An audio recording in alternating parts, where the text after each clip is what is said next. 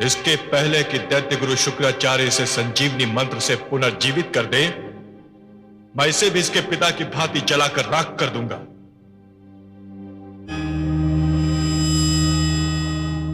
रुक जाइए देवराज इंद्र, रुक जाइए। लक्ष्मीपति, आप आज तो आपने देवत्व की परिभाषा ही बदल दी देवेंद्र। आज तो ऐसा लग रहा है कि देवत्व और पशुता एक ही अर्थ के दो शब्द हैं। इतनी निर्ममता, इतनी नृशंसता, भूल तो आपसे कई बार पहले भी हुई है देवेंद्र, परंतु आज तो आपने समस्त देवलोक के इतिहास को कलंकित कर दिया।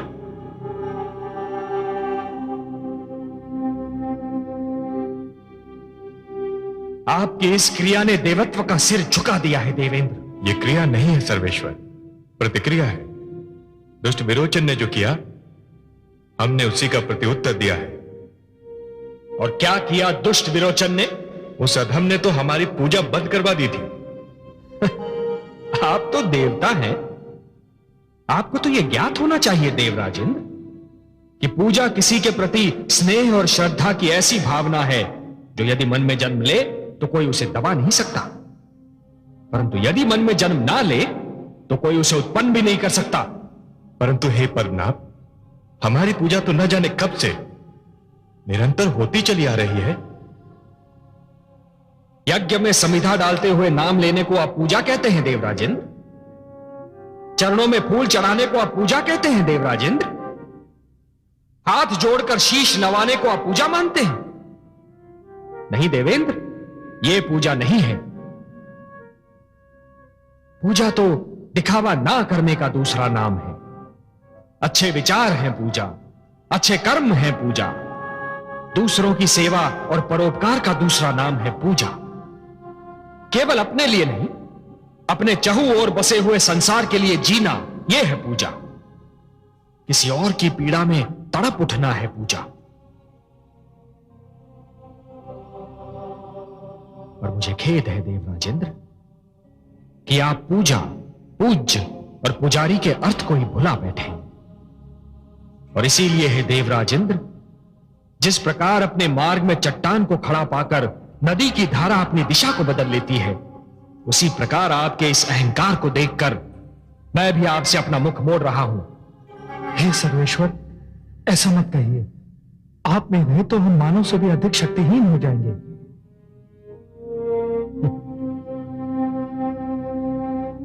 सत्य पूछिए तो यदि ऐसा हो भी गया तो मुझे उसमें तनिक भी दुख नहीं होगा, क्योंकि कई बार मैंने मानव को आप लोगों से अधिक श्रेष्ठ पाया है। नहीं देवगण, नहीं, अब से किसी भी विपदा में आप मुझे अपने साथ नहीं पाएंगे। मैं आपसे बहुत दुखी हूं। मैं आपसे क्षमा याचना करता हूं नीलकांत, मुझे क्षमा कर दीजिए। क्षमा करने वाला मैं कौन होता हूं देवराज इंद्र? आपको तो क्षमा मांगनी चाहिए विरोचन से, जिसका शरीर आपने जलाकर राख कर दिया। आपको क्षमा मांगनी चाहिए विरोचन पुत्र बलि से, जिसकी आप सब ने मिलकर निर्मम हत्या कर दी। तो क्या अब कुछ नहीं हो सकता? घर फूक जाने के उपरांत यदि आंख खुल भी जाए तो क्या लाभ देवराजेंद्र? हे सर्वेश्वर, क्या हम किसी भी ढंग से इस कार्य का प्रायश्चित नहीं कर सकते? प्रायश्चित? प्रायश्चित कैसे करेंगे आप देवराज? विरोचन की राख से उसका शरीर पुनः जीवित कर देंगे?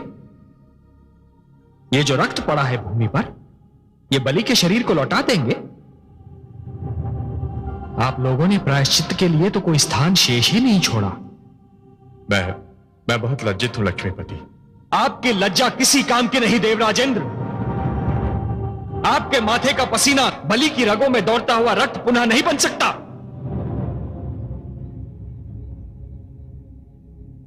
एक शिष्टाचार शेष रह गया है, केवल एक शिष्टाचार, जिसका प्रदर्शन आप कर सकते हैं, बल्कि उसका प्रदर्शन आपको करना ही चाहिए। यद्यपि उससे आपके अपराध का भार कम नहीं होगा।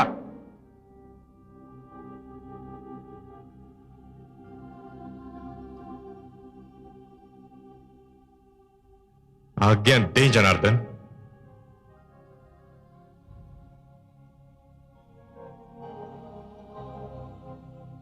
बलि के पार्थिव शरीर को वहां पहुंचा दो जहां उसकी दुखियारी माता बिलख रही है, जहां उसके गुरु शुक्राचार्य शोकाकुल खड़े हैं, जहां उसके ताया श्री आह्लाद अश्रु पीने का असफल प्रयास कर रहे हैं। मुझे खेद है देवगण, मुझे खेद है। और यह भी जान लीजिए कि आज का दिन देवलोक से, विशेषतः आप लोगों से, मेरे संबंध का अंतिम दिन है।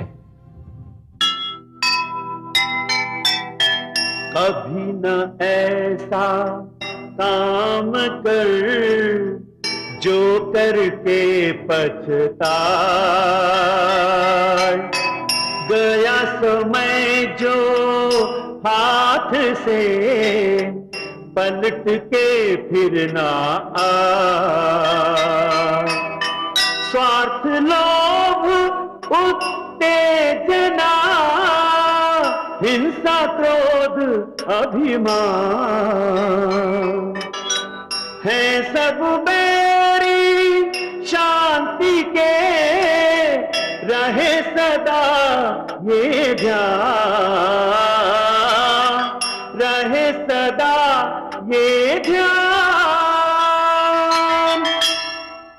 जो सुनेगा ये पुराण पाएगा सुख और ज्ञान, पाएगा सुख और ज्ञान।